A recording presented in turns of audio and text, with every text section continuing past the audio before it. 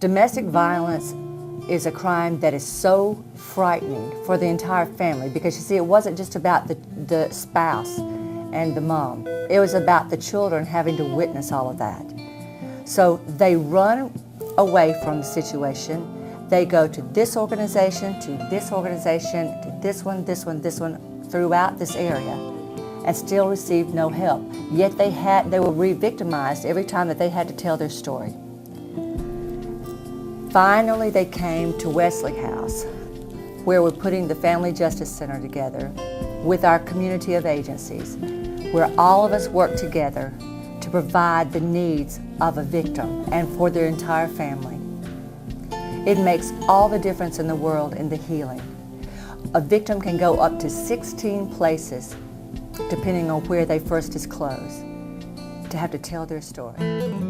So this is where we do all of our interviewing, we do all the intake in a comfortable living room type setting that we can help everybody to feel more relaxed and very safe. Because understand, there's still that little stalking element in the background of everybody's mind. As they were victimized and they run. They are always wondering, where is my perpetrator? Is he watching? This is in the middle of the building and somewhere, and it's very comfortable and the lighting is low, and we get a better testimony and a better overall analysis of what's happened to that particular family. We have several therapists here at Wesley House, and one of them works in here, and we do a lot of things in this room. This is where we teach parenting and sometimes life skills. We do baby massage in here on the big rug, and sometimes we do education courses as far as health and that kind of thing in here for our victims, because they have to start over many times. We don't want to make the same mistakes that we've made in the past, so we try to help them look at new ideas and new ways, to give them new tools to deal with some of the things going on in their family. So when victims leave their families and their abusers, they often leave with nothing but just the clothes on their back. So therefore, we have to help them start completely over. This is our clothing room. Victims and their families get to come through here and choose whatever it is that they wish to take home, and as much as they wish to take home. If their needs are specific, we go ahead and give them Walmart cards and take them out to Walmart or one of the other areas here in town to buy the uniforms of whatever it is that their children really need. Food is also a necessity, and when you leave, you need to start entirely over. So in order to help our victims with that startup, we always bring them to the food pantry.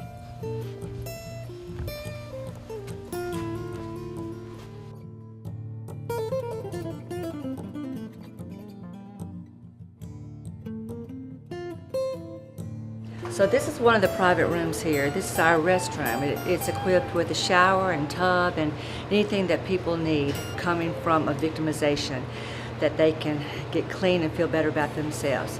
We also have in this room over here a washer and dryer, because so many times people don't have the facility, they have no money, they leave without anything, and we have to help them to feel better about themselves so they can hear what we've got to say as far as how to pull themselves together. This is our kitchen where we serve our preschool. We have 32 preschoolers, and we also work with our kids' Manna and anybody that needs food. It's a full-size kitchen, and we enjoy it very much, but it's used a lot. So this is our education room. We have GED here during the week, and then sometimes we have children that are tutored here. We also do arts and crafts in this room. Now you'll see the computer lab, and that is for not only the students from MCC, but also for the victims, because sometimes they just need to check their email and get in touch with family, hey, I'm okay, and that kind of thing. So it's really important that victims can admit themselves into their family's life.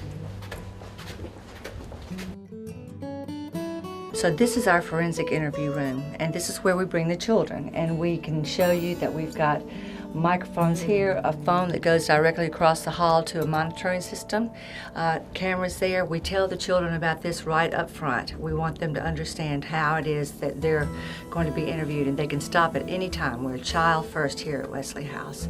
Once they disclose and tell their story, then we bring out the anatomical dolls to help show like posturing and that kind of thing, words, concepts, underneath clothes, on top of, that kind of thing. So they have to say it though. We're not on, we don't, if the child is ready, they will talk. If they're not, their time will come later. So this is the monitoring room, and in this room will be all the people that are on the team that are dealing with that particular victim. Law enforcement, social workers, advocates, medical personnel, that kind of thing. They're all here in this room. They watch the story one time. They get to pick up the phone and talk to the interviewer who is with the victim and ask questions. Then the child hears all the questions through that one interview. So everybody has input, but the child only is re-victimized one time by having to tell the story. And we hope that it's in such a way that they're not victimized at all. They just feel safe and they let go of what it is that they want to say. So this is one of our conference rooms, and its purpose is to pull the family in with the team, the non-offending parent, and discuss the case and what's going on. We sign releases in this room, then we take them to another room where they can wait for the child to be finished, and then the team meets back in here to determine what's going to happen and what course the team will take on this abuse case. So this is the play therapy room. We call it the tree house. There are children that are victimized that are so young that they can't tell their story with words, and they won't sit in a seat for 15 minutes and just be still. So they come here, they're interviewed underneath the tree house. The older children, they're brought up to the top of the tree house, and there are cameras and microphones, and the same thing is accomplished here as in the forensic room. It's just done specifically for the child that needs it. This is a very safe, cushy place where children really don't feel threatened at all, so we get really good results. And play therapy is a story that's told through play. And children, we are having a lot of success with that, with our therapist and with the children that are victimized. So this is our pediatric room, and this is where we will be doing forensic medical exams here for children. We have 4 rooms in our clinic, one of which is for domestic violence and sexual assault, but this is the one for the children. We are really honest with them. You can see that this table is very thick and very cushioned. The name of this game is to make sure that we can distract. So we might count the yellow daisies or the red birds or whatever, but we allow the child to know what's going on. We tell them before they ever start. They can squeeze Pinky. You can see here they're given crayons so that they can draw on the table. And the parts of their body that are hurt, well, those are the parts of the body that are going to have to be examined. It's never an easy thing for the child to go through. So this is a very child-friendly room, and most of the children that come here love it, and they feel very good about being here. A man painted this for us pro bono. He did it with the understanding that children very small would be looking at it, as well as children that were older. So there are things for little children to look at all the way from the bottom all the way up to the top. Color is very important to children. It energizes them, and they love to be around color and happy. And you can see here, that's exactly what you've got. Farm animals, they're happy, a lot of color. Same thing in the rest of the building here in the Child Advocacy Center. You can see it's filled with color and it's filled with hope for children. If you have questions about abuse of any kind as it pertains to a child, you can call us here at Wesley House and just talk to a therapist or a psychologist.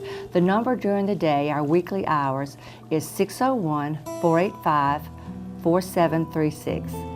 If you have questions during the weekend or after hours, you can call us on the hotline, and it's completely confidential and free, 601-482-2828.